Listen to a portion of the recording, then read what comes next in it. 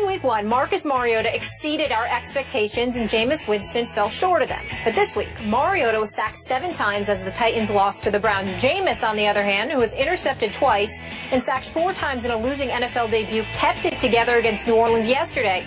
He completed 14 of 21 passes for 207 yards and was not intercepted. Skip, what did yesterday's games tell you about Marcus and Jameis? Stephen A. It told me that the NFL world dramatically overreacted to Marcus Mariota's Week 1 performance, and also many people overreacted to Jameis's Week 1 performance by declaring him a bust, that he should have gone down the draft, that Mariota should have gone number 1. Jameis beat Drew Brees at Drew Brees yesterday, and that is not easy to do. Obviously, he had help from his run game and obviously from Lovey's defense, but he played big yesterday. I didn't get to watch much of it. I was flipping back and forth, but he did not turn the football over, and he made one big throw for one big touchdown to Vincent Jackson. Mariota, I did watch. He was pretty awful. Had a long day in Cleveland, and to me, the pressure was on, as Molly said, 7 sacks. His accuracy, as I've often said, it came and mostly went. He was indecisive with the football. He held the ball too long, and then he got really, really careless with the football, as many rookie quarterbacks are wont to do.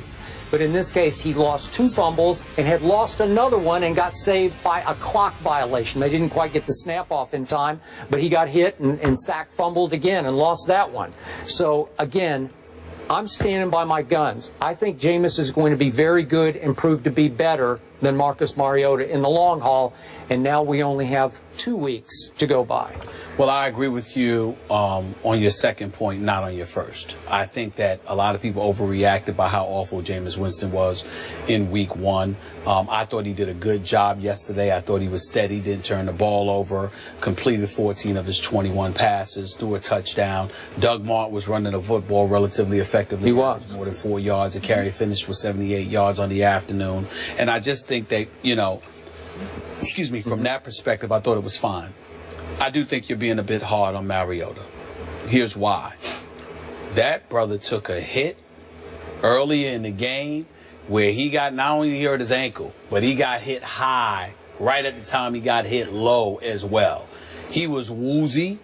I was wondering whether or not he should have even been in the game. He wasn't steady, and his whole game changed. And I think it's because all of his faculties weren't in order. It wasn't just the 7 sacks. It was how hard he was getting hit. I did not hear any concussion protocol for him. Yeah, neither did I. I didn't see it. I was watching. I was looking for it. I was looking whether or not it was going to happen. I saw a guy getting popped. I saw a guy that looked a little bit woozy for a couple of plays. I saw a guy that was obviously very reluctant and hesitant because of the hits that he was taking, but was willing to show his toughness and stand in there and take some punishment. I don't believe he'll do that again.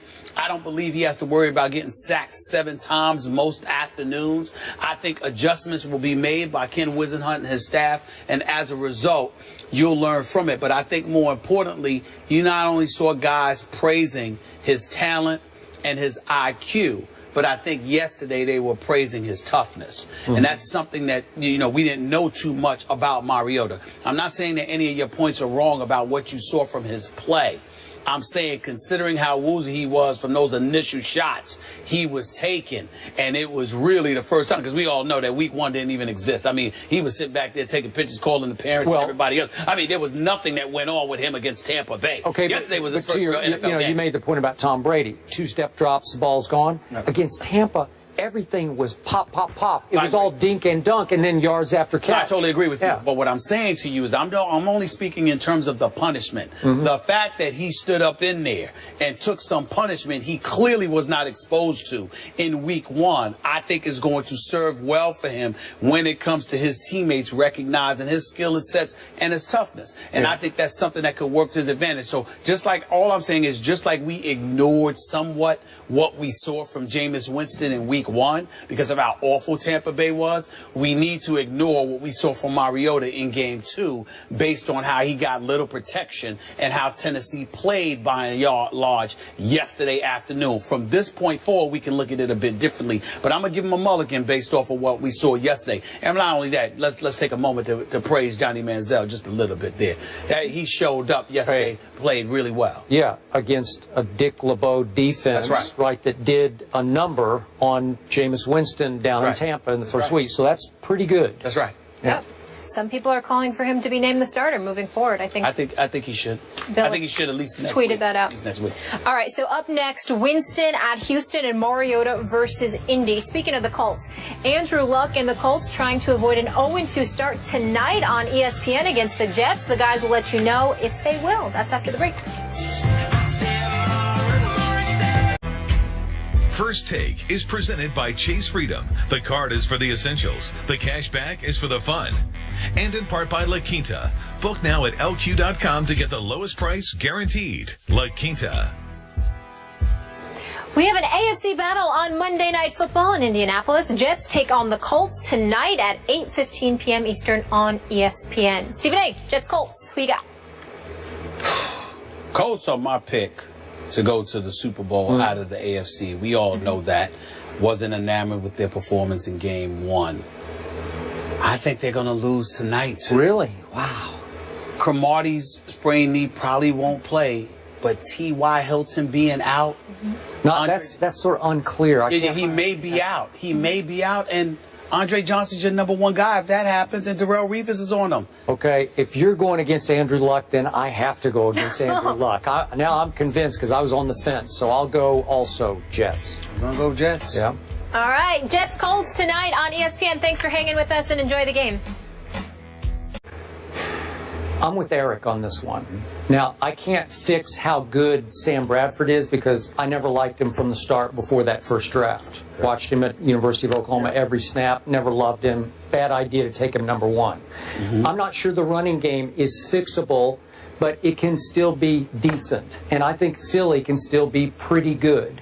Even though I'll be the first to admit I raved about them through the preseason because they were sensational for all 4 games. And I slightly overrated what that meant to this. But I must say, you brought up the second half at Atlanta. I saw the preseason Eagles in the second half at Atlanta. I saw them just rock and roll up and down the field, and they came from 20-3 down at halftime. And if Parkey had made that, what was it, like a 44-yard field goal, they win the game. I'm pretty sure we're talking about the 1-1 Eagles. And in a way, because you got Philly roots, you tend to overreact a little bit like Philly fans overreact, especially after Dallas does that to you. Really, it's the 4th straight year they've lost at home to Dallas, but it's 3 straight years Chip Kelly has lost at home to Dallas.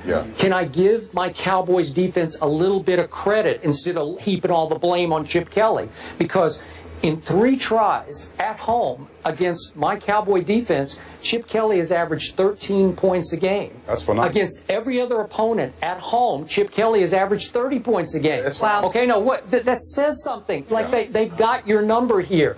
And by the way, not that I'm going to defend Byron Maxwell because you're dead right about everything you've said, but remember, somehow my Cowboys held on to the football for 40 minutes of that game. They dominated the first half in time of possession, so it's 40 minutes to 20 minutes. So that means Byron and company are on the field, and you can certainly speak to this. It's a lot of snaps, man. Tired. I mean, you're just worn out. You're right. And I think a couple things when you're playing the Cowboys, we always talk about time possession, not important with the Eagles. It needs to be important when you play the Cowboys because what they need and want to do in running the football.